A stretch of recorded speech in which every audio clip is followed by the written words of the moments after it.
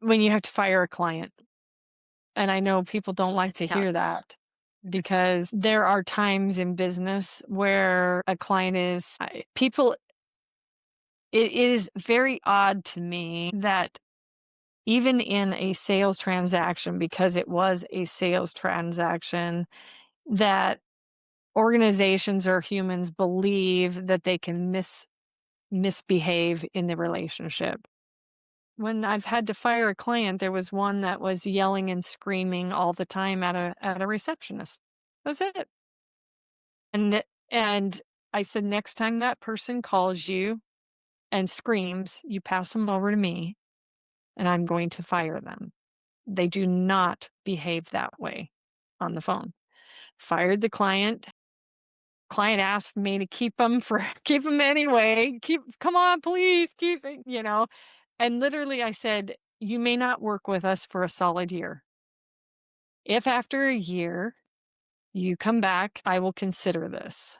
And that person did come back, never swore at that receptionist ever again, never used foul language, never was a jerk again. So respect is something that we all need to have with each other, with our clients, and vice versa.